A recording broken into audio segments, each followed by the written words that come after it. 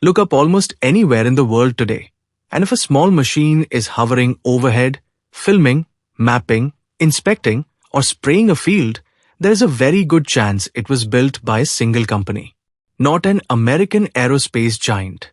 Not a century-old defense contractor. A company that 20 years ago barely existed.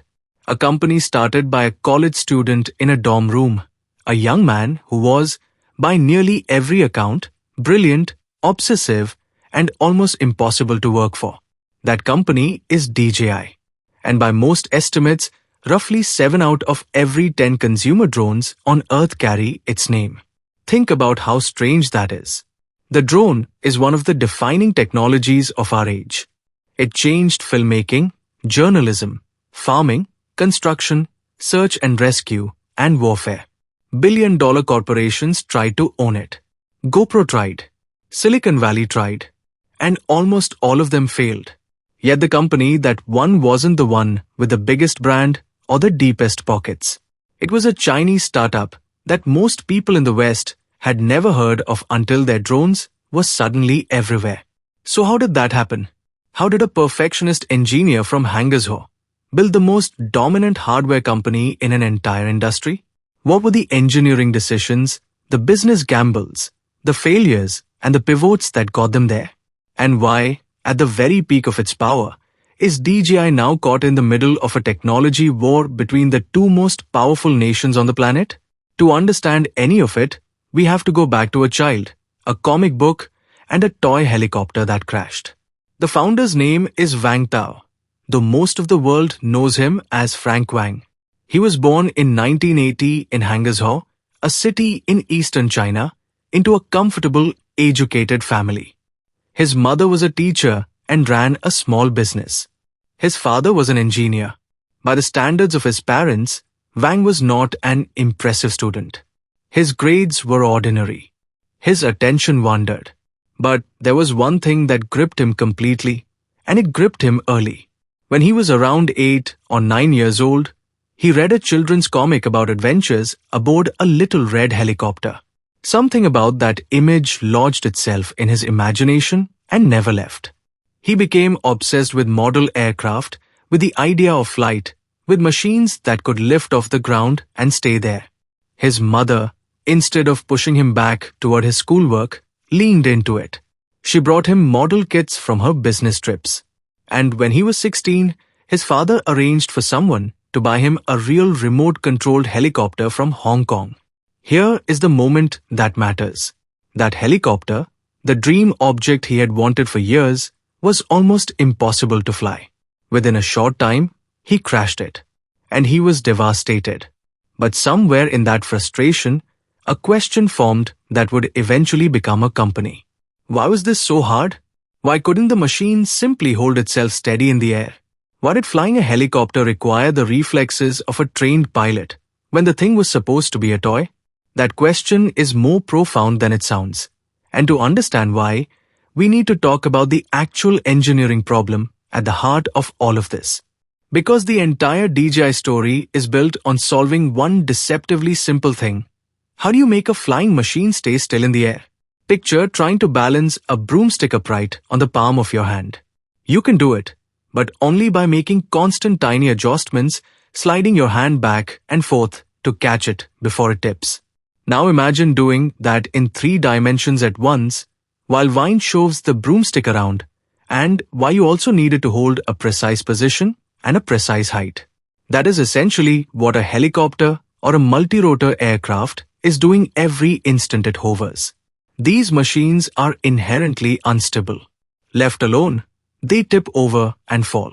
The only way to keep one in the air is to make hundreds of tiny corrections every single second, far faster than any human thumb on a control stick could ever manage. That problem is solved by a piece of technology called a flight controller. In simple terms, it's the brain of the aircraft. It senses which way the machine is tilting, decides how to correct it, and adjusts the motors accordingly over and over many times a second. In more technical terms, a flight controller combines sensors, processing, and control software. The sensors are things like gyroscopes and accelerometers tiny chips that measure rotation and movement packaged together into what engineers call an inertial measurement unit or IMU. The processor runs what's known as a control loop, constantly comparing where the aircraft is to where it should be and calculating corrections. Those corrections become commands to the motors, speeding some up and slowing others down to keep the machine level and where you want it. And here is why the timing of DJI's birth mattered so much. In the mid-2000s, the raw ingredients for a good flight controller were finally becoming cheap. The same miniature sensors being mass-produced for smartphones could be repurposed to sense the motion of an aircraft. The hardware was getting affordable. What almost nobody had done yet was write reliable, robust control software and package it into a product that an ordinary person could actually buy and trust. That gap between components that existed and a product that didn't was the opening, and Wang Tao walked straight into it. By 2003, he had enrolled at the Hong Kong University of Science and Technology, studying electronics. This was the turning point of his life. He later said it was an electronics course there that finally gave him the foundation to build the flying machines he had been dreaming about since childhood. In 2005, he and a team competed in the Asia Pacific Robotics contest known as Robocon and won third prize. For his final year project, he chose to do the thing he cared about most.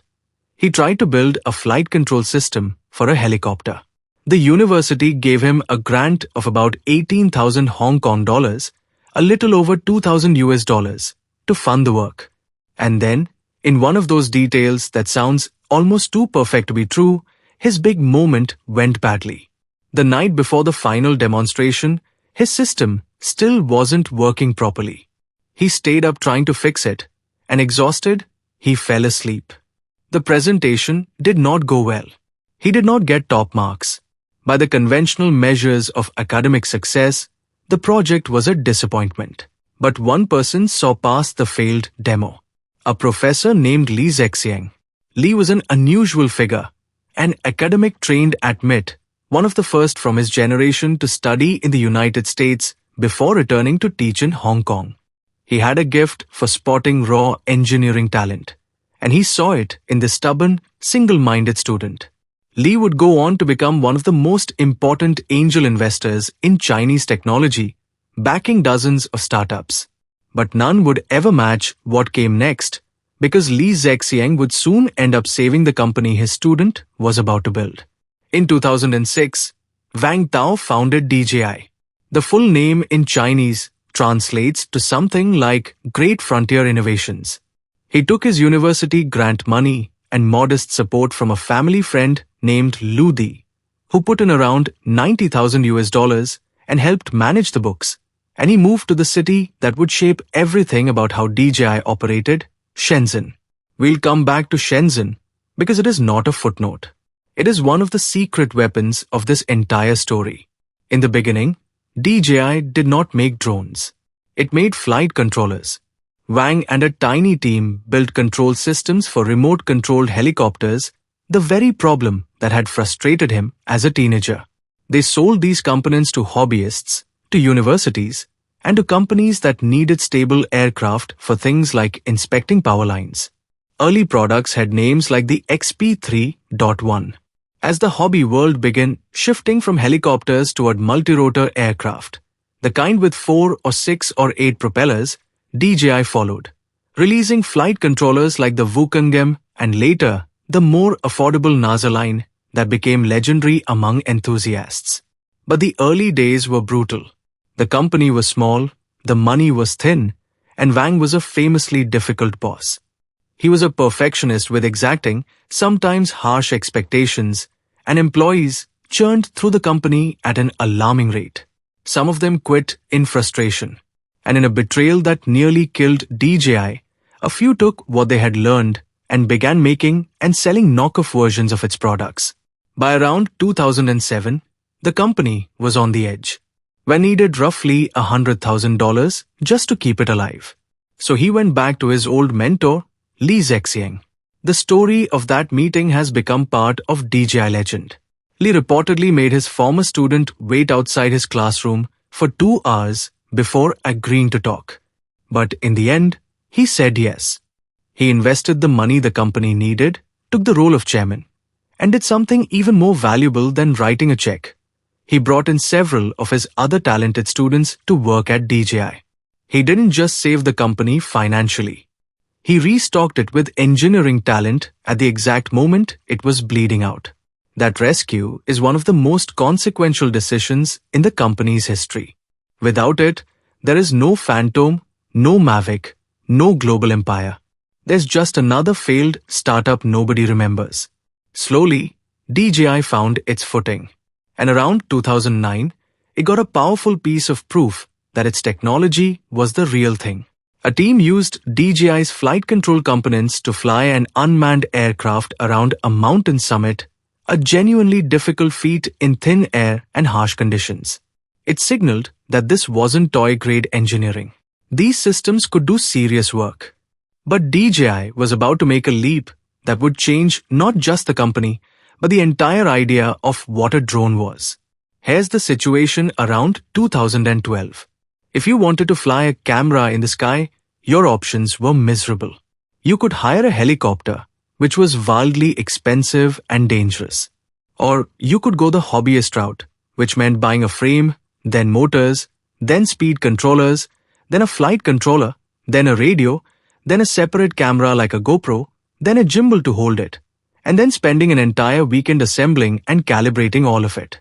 And after all that effort, there was an excellent chance you'd crash the thing on your first real flight and watch hundreds of dollars of hardware smash into the ground. Flying a camera drone was a hobby for dedicated, technical, patient people. It was absolutely not for everyone. DJI looked at that mess and made a decision that, at the time, was genuinely controversial inside the drone community. They decided to integrate everything into a single, finished product. One box, ready to fly. And in January 2013, they released it. They called it the Phantom. The original Phantom was a white, almost toy-like quadcopter. You took it out of the box, attached a GoPro to the mount underneath, and within minutes, you could be flying. No assembly, no soldering, no weekend of calibration. It used GPS to hold its position and altitude, so it would more or less park itself in midair instead of drifting away. For the first time, an ordinary person with no technical background could put a camera in the sky and bring it home in one piece. The hardcore hobbyists, the people who loved building their own machines, were not impressed. To them, an all-in-one drone felt like a dumbed-down appliance. It sacrificed all the customization they prized. But that was exactly the point. DJI had realized something the purists missed. The future of drones was not the small community of people who wanted to build. It was the enormous population of people who just wanted to fly. By trading away modularity for simplicity, DJI cracked open a market that had not existed the day before. The result was staggering. Revenue reportedly multiplied several times over within a single year. By 2014, the company had sold more than 400,000 Phantoms. DJI had stopped being a parts supplier for enthusiasts and become a consumer brand. And it was just getting started. What happened next is the part of the story that truly explains DJI's dominance. It wasn't one brilliant product. It was a machine for producing brilliant products over and over, faster than anyone could keep up with. Later in 2013 came the Phantom 2 Vision, which built the camera and a wireless link to your phone directly into the aircraft, so you no longer needed a separate GoPro. In 2015 came the Phantom 3, and with it a piece of technology that was, in its own way, as important as the drone itself. It was called Light Bridge. Let me explain why that mattered, because it's easy to overlook. A flying camera is useless if you can't see what it's seeing. You're standing on the ground, the drone is hundreds of meters away in the sky, and you need a live video feed to frame your shots and to fly safely. In simple terms, Light Bridge gave you a clear, real-time, high-definition view from the drone on your screen, even when it was kilometers away. In technical terms, this is a much harder problem than it sounds. You're streaming live video over the air, through interference, while the aircraft moves with as little delay as possible. DJI's transmission systems used adaptive digital radio techniques, dynamically managing frequencies and adjusting the video's quality on the fly. When the signal was strong, you got a crisp image. When the link got weaker, the system would gracefully lower the bitrate to keep the feed alive rather than freezing or cutting out. With the Phantom 3, you could see what the drone saw in 720p at a range of several kilometers. That was transformational. It made long-range, confident flying possible for normal people. Then came March of 2016 and the Phantom 4, and a feature that felt like science fiction at the time. The drone could see obstacles and avoid them on its own. In plain language, the Phantom 4 had eyes. If it was about to fly into a tree or a wall, it would detect the obstacle and automatically stop before hitting it. Combined with new intelligent flight modes, it could even lock onto a person or a car and follow them, keeping them in frame, a feature DJI called Active Track. You could also just tap a spot on your screen and the drone would fly itself there. Technically, this worked through computer vision. The drone used cameras pointed forward and downward to perceive depth, much like your two eyes let you judge distance. From those images, it built a real-time understanding of the space around it, identified obstacles, and commanded the flight controller to brake or steer around them. Later models added even more sensing in more directions, using additional cameras and other sensors, eventually giving drones the ability to perceive obstacles all around them. Why did this matter so much? On the surface, it was crash insurance for beginners, which alone sold a lot of drones. But it was much bigger than that. Obstacle avoidance was the first real step toward autonomous flight, toward drones that don't just respond to your commands, but understand and navigate the world themselves. That capability would later become the foundation for DJI's enterprise drones, its agricultural drones, and eventually even products that have nothing to do with flying at all. The Phantom 4 was, by many accounts, the drone that made aerial photography a mainstream concept. Later that year, the Phantom 4 Pro added a much larger 1-inch camera sensor, dramatically improving image quality, especially in low light. The Phantom line would run for nearly a decade before DJI finally retired it in 2021. But its DNA, the obstacle sensing, the tracking, the intelligent flight, lives on in essentially every drone the company has made since. While the Phantom was conquering the consumer world, DJI was simultaneously reaching upward, toward professionals, and downward, toward complete beginners, and sideways, into entirely new product categories. And to understand that, we have to talk about one of the most underappreciated breakthroughs in the whole company, the gimbal. A gimbal is a device that keeps a camera perfectly steady. In simple terms, imagine a little robotic arm that holds your camera and counteracts every shake, tilt, and jolt, so that no matter how the thing it's attached to bounces around, the footage comes out looking smooth, like it's floating. That's why drone video looks so cinematic and effortless. It's not just the flying. It's the gimbal holding the camera dead level while the aircraft pitches and rolls in the wind. Here's the technical version. A typical camera gimbal uses 3 motors, one for each axis of rotation: tilt, roll, and pan. Each motor is constantly driven by its own controller, reacting to sensors that detect motion, correcting the camera's orientation with extraordinary precision, often to within a tiny fraction of a degree. The result is stability so fine that the human hand simply can't replicate it. And the origin of DJI's gimbal technology is a great engineering story. Around the early days of the company, one of DJI's engineers had what most of the industry considered a crazy idea: to drive these gimbals directly using brushless motors, the same efficient, precise motors used elsewhere in the aircraft. The conventional wisdom was that this was impossible, that the level of control precision required was simply unachievable. For several years, that belief held. But DJI kept working at it, and in 2012 the company launched a product called the Zenmuse Z15. It was the world's first gimbal driven by brushless motors and stabilized with gyroscopes, the first high-precision gimbal of its kind for everyday use. That breakthrough did something remarkable.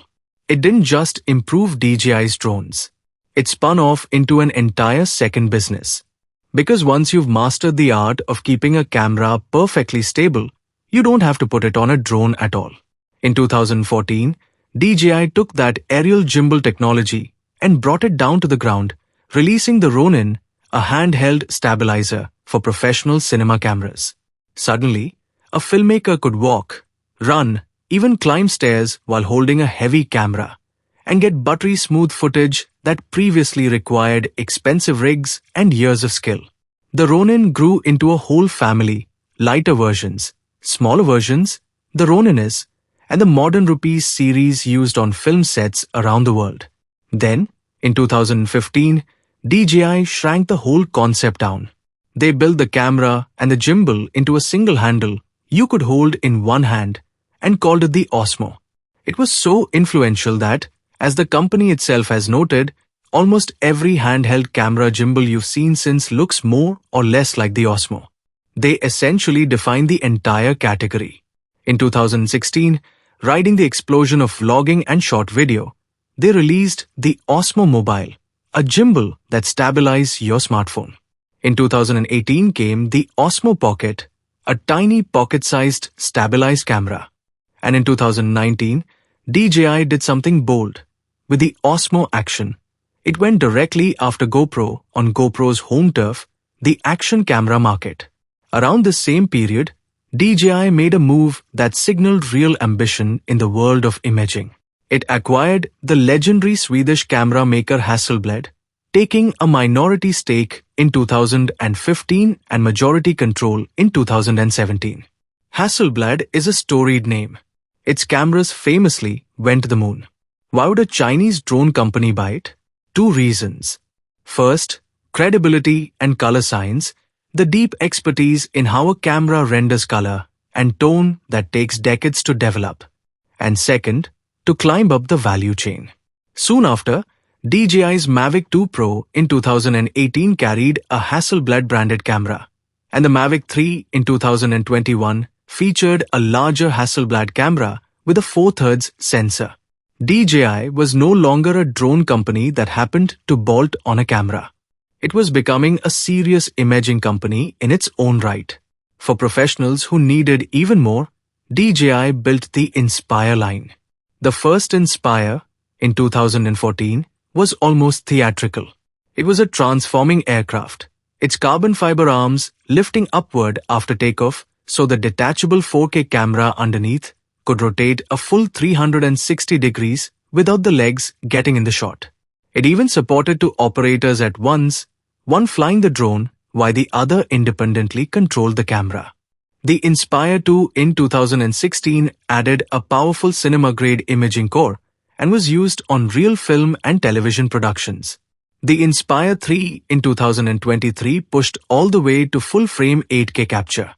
With the Inspire line, DJI was effectively announcing that it intended to compete for Hollywood. But the product that may have cemented DJI's grip on the consumer market was none of these. It was a small folding drone released in September 2016 called the Mavic Pro. To appreciate the Mavic, remember what drones were before it. They were objects you packed into a special case, hauled to a location, and assembled. The Mavic folded down to roughly the size of a water bottle. You could slip it into a jacket pocket or a small bag and carry it everywhere. And yet it shot stabilized 4K video and could transmit a live feed from several kilometers away. It completely redefined what a drone was. It went from a thing you took on a trip to a thing you simply had with you. And the timing was devastating for DJI's competitors, which brings us to one of the most dramatic chapters in this story. The competitive war that DJI won so decisively that it essentially ended. Rewind to around 2015. This was the moment the consumer drone market was genuinely up for grabs. There were three serious contenders. There was Parrot, a French company that had pioneered the idea years earlier, releasing a drone in 2010 that you could fly straight from your smartphone over Wi-Fi. There was DJI. And there was 3D Robotics, a Silicon Valley darling led by Chris Anderson, the former editor of Wired magazine and a hero of the maker movement. 3D Robotics, or 3DR, had raised tens of millions of dollars and had enormous hype behind it. 3DR bet its future on a drone called the Solo, launched in 2015. And here's a detail that shows just how aware DJI was of the threat. That spring, DJI reportedly offered to simply buy 3DR rather than fight it head-to-head. Chris Anderson, with the Solo about to ship and confidence running high, turned the offer down. It was a fateful decision. DJI's Phantom 3 beat the Solo to market. The Solo shipped late and was missing promised features. 3DR burned through its cash trying to compete on hardware against a company that was iterating faster than they could. And by 2016, 3DR had effectively exited the consumer hardware business entirely, retreating into enterprise software. The lesson was harsh and clear. In hardware, speed kills. If you can't match the leader's pace of releasing better products, you lose, no matter how much money or hype you have. Then came GoPro, and an even more painful story. GoPro was a beloved brand at the peak of its popularity, and it decided to enter the drone market with a product called the Karma in 2016. The Karma was first delayed. Then it launched in late October at a price around $800. And then, within just a couple of weeks, something catastrophic happened. Units began losing power in mid-flight and falling out of the sky. GoPro did the responsible thing and issued an immediate recall, asking customers to return every single one of the roughly 2,500 drones it had sold for a full refund. The coils turned out to be a problem with the battery latch. But the damage was done. The recall meant GoPro missed the crucial holiday shopping season. The company relaunched the Karma in early 2017. But by then the Mavic Pro had already moved the entire industry forward. GoPro was now competing against a smaller, smarter, more capable product. In January of 2018, GoPro killed the Karma entirely, exited the drone business, and laid off around 250 employees. There's a fascinating engineering footnote buried in GoPro's failure. Earlier, GoPro had been reluctant to give drone makers like DJI the technical interfaces needed to deeply integrate GoPro cameras into their aircraft. That reluctance pushed DJI and others to develop their own cameras in-house. And those in-house cameras didn't just help DJI win the drone market. They eventually became good enough that DJI's Osmo action cameras now compete directly against GoPro's core business. The decision to stay closed came back to haunt them in more ways than one. So why, in the end, did DJI win so completely? It comes down to a handful of reinforcing advantages. The first was relentless iteration. DJI shipped new and improved products at a cadence its rivals simply couldn't match, learning and improving with each generation. The second was vertical integration. DJI made nearly everything itself. The flight controllers, the gimbals, the cameras, the motors, the batteries, the radio systems. Owning the full stack meant it could optimize how every piece worked together, and it could control costs in a way competitors relying on outside suppliers couldn't. The third was aggressive pricing. DJI cut consumer drone prices dramatically, by as much as 70% in 2015, squeezing competitors who couldn't survive at those margins. The combined effect was overwhelming. By 2020, DJI reportedly held around 77% of the entire American consumer drone market. Its nearest competitor had less than 4%. Several of its largest rivals had stopped making consumer drones altogether. The survivors mostly fled into specialized niches. Parrot pivoted toward government and defense customers. A US company called Skydio bet everything on advanced autonomy and focused on enterprise and defense work. And another Chinese company, Autel Robotics, with its Evo line, became one of the few remaining alternatives for ordinary buyers, though it would later face its own scrutiny from the US government. But here's something most people don't realize about DJI. The flashy consumer drones, the Phantoms and Mavics that made it famous, are only half the story. The other half is far less glamorous. And arguably even more important, the enterprise and the farm. On the enterprise side, DJI built a line of rugged, powerful drones called the Mattress series, with models like the Mattress 100, 200, 300, and 350. These aren't toys for capturing vacation footage. They're industrial tools. They carry swappable payloads, advanced cameras with powerful zoom, thermal imaging sensors that see heat, and laser rangefinders. Police and fire departments use them for search and rescue. Engineers use them to inspect bridges, power lines, wind turbines, and cell towers without putting humans in dangerous positions. Surveyors use them, equipped with centimeter-accurate positioning technology, to create precise maps. DJI even built something called the Dock, and later the Dock 2. In simple terms, it's a drone in a box. It's a weatherproof station that can sit on a rooftop or at a remote site, and the drone inside flies fully automated missions on a schedule, lands itself, recharges, and waits for the next flight, all with no pilot physically present.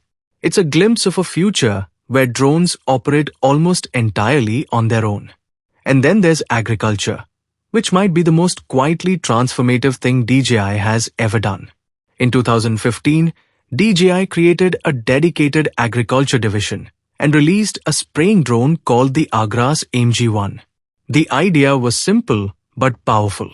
In much of the world, farmers spray their crops with chemicals using backpack sprayers, which is slow and exposes them to toxins, or using manned crop dusting aircraft, which is expensive and dangerous. A drone could do the job autonomously, precisely, and safely. The Agras line grew through a whole series of increasingly capable models, the T-Series, with names like the T20-40 and T50. And the adoption has been enormous, especially across China, India, Brazil, and Southeast Asia.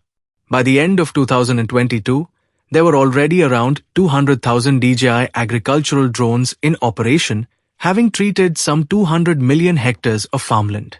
By the end of 2023, that number had grown to more than 300,000 drones operating in over 100 countries.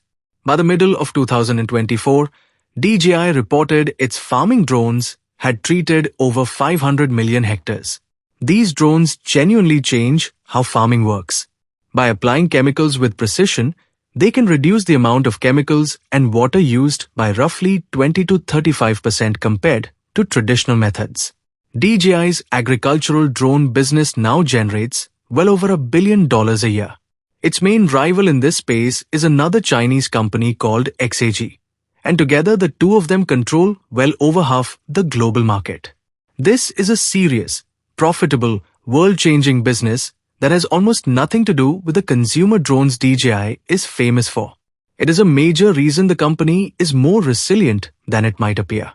Now, we've talked about engineering and products, but there's a factor running underneath all of it that we have to address directly, because without it, DJI, as we know, it would not exist. That factor is Shenzhen. Shenzhen is a city in southern China, just across the border from Hong Kong. A few decades ago, it was a modest place. Today it is, by many measures, the densest and most powerful hardware manufacturing ecosystem on the entire planet.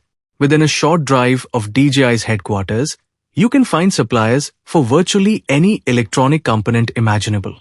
You can get a custom part prototyped overnight. You can take a design from an idea to a mass-produced product at a speed that is almost impossible to match anywhere else in the world. The city's sprawling electronics markets are the stuff of engineering legend. This is DJI's hidden superpower, and it connects directly to that idea of relentless iteration. In Shenzhen, DJI could design something on Monday, have a physical prototype by Wednesday, test it, and revise it by Friday.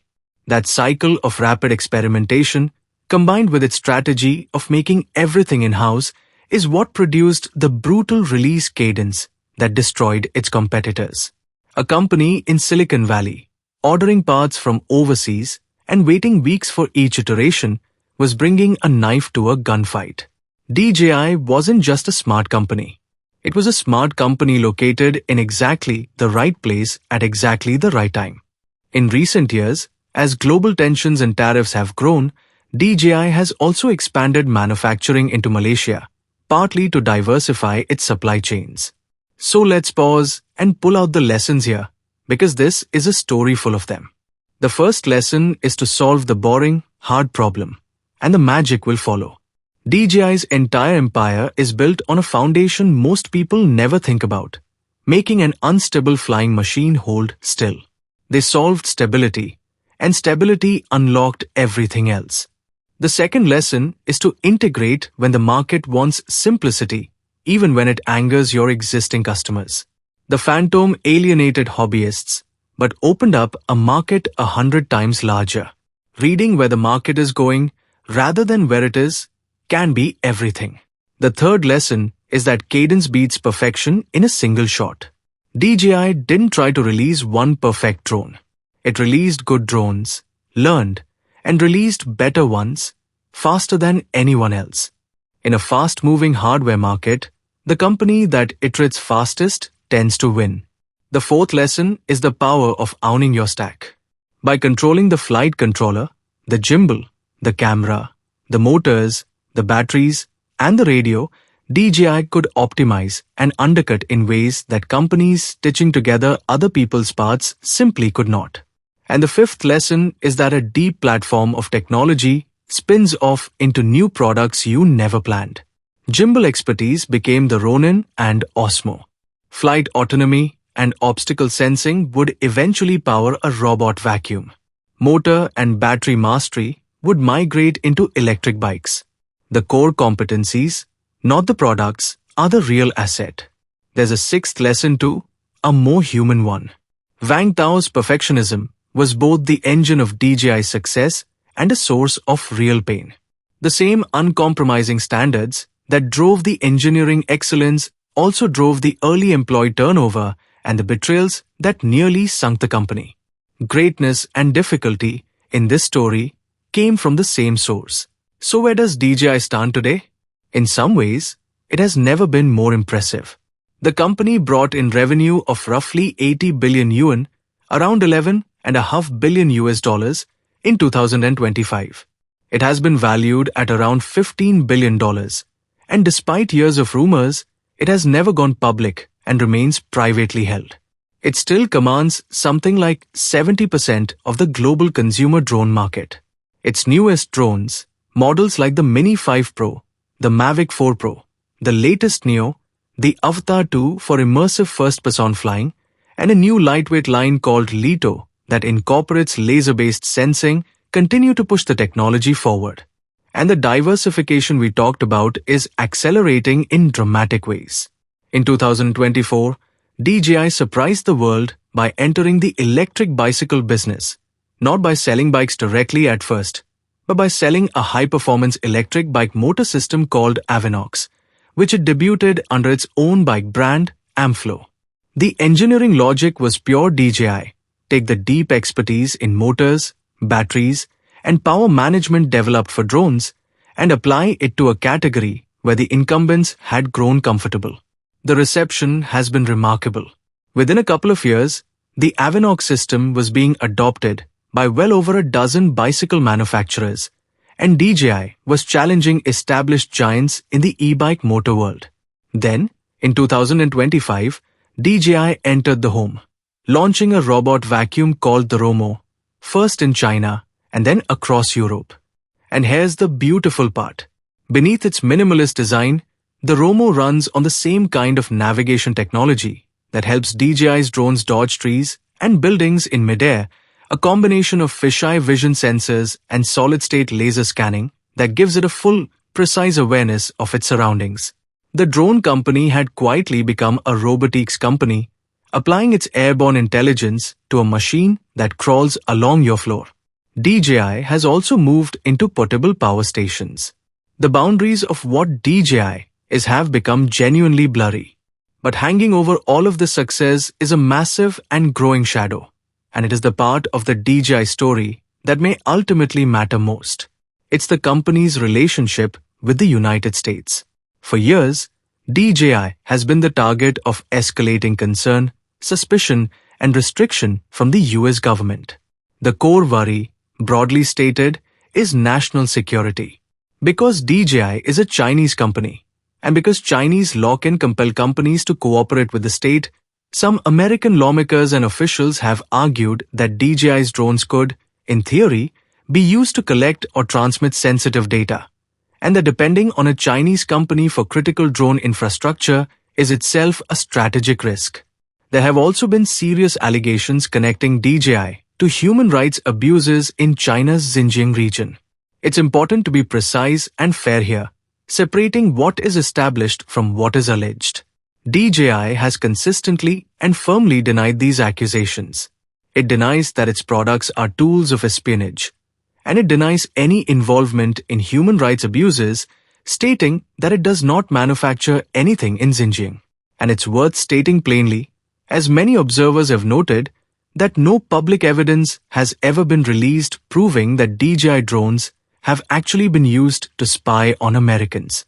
The concern, the possibility, has been the driving force behind the policy, more than any disclosed proof. Both of those things are true at once.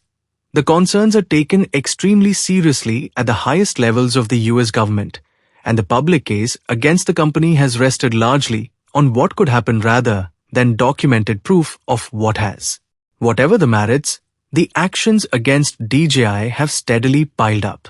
In December 2020, the US Commerce Department added DJI to its entity list, restricting American companies from exporting technology to it, citing alleged ties to surveillance and human rights abuses. In December 2021, the US Treasury added the company to an investment blacklist. In early 2022, the Department of Defense listed DJI among companies it associated with the Chinese military. Then, starting in October 2024, the pressure became something ordinary American buyers could feel directly. US Customs and Border Protection began detaining shipments of DJI drones at the border, citing a law called the Uyghur Forced Labor Prevention Act, which bars goods linked to forced labor in Xinjiang. DJI insisted it was not on the relevant forced labor list, that it manufactures in Shenzhen and Malaysia and not in Xinjiang, and that the whole thing was a customs misunderstanding. But the practical effect was severe. DJI's American online store showed its products as sold out.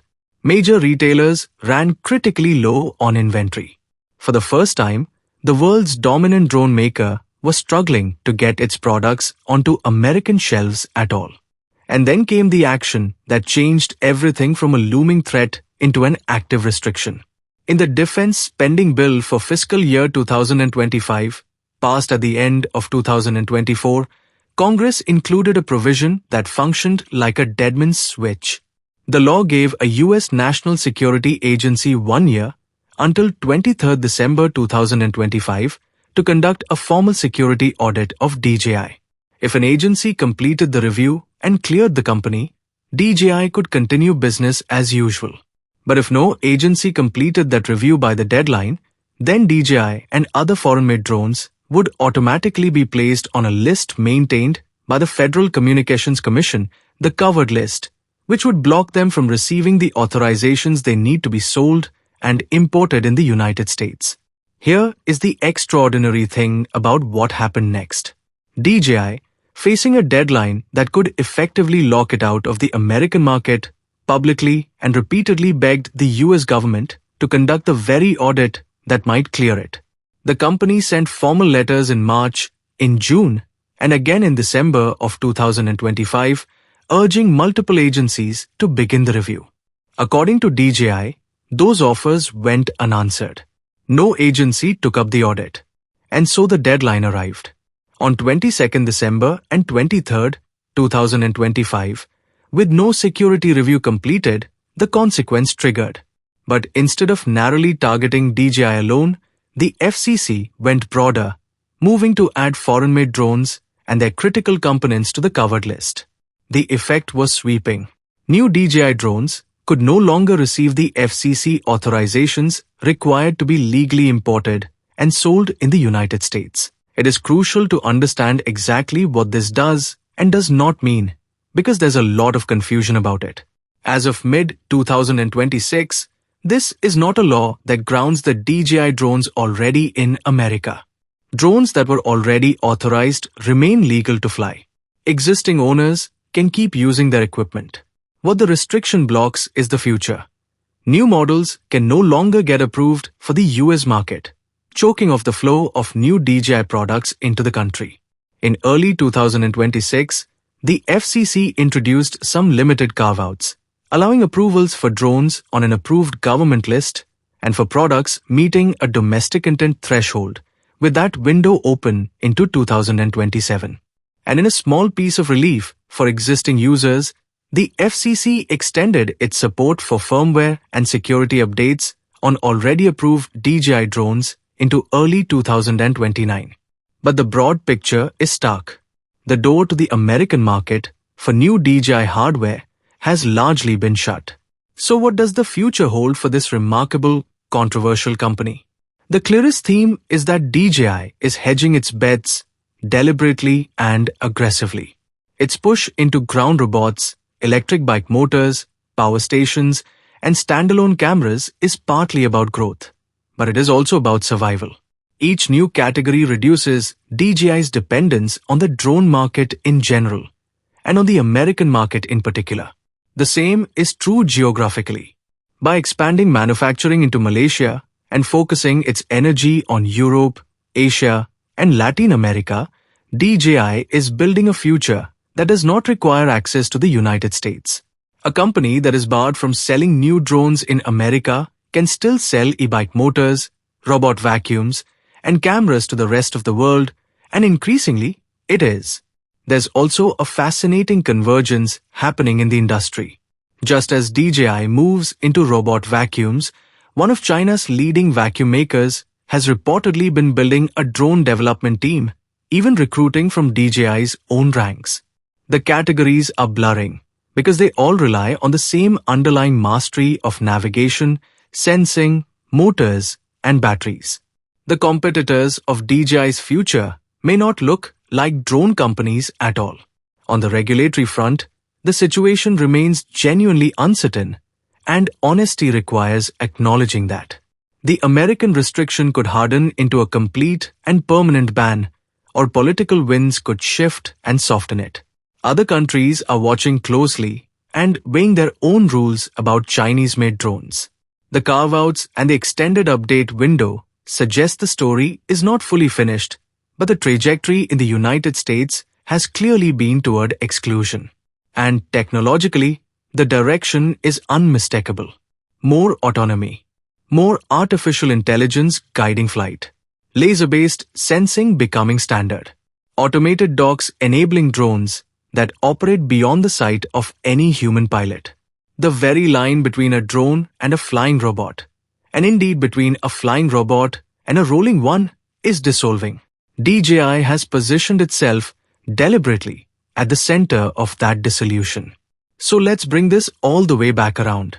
This is the story of a child who fell in love with a little red helicopter in a comic book, and a teenager who crashed his first real one and asked a simple, stubborn question.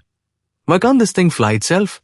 It's the story of a college student whose big project failed the night before his demonstration, who fell asleep at the worst possible moment, and who nearly went bankrupt twice before a patient professor made him wait 2 hours and then saved his company.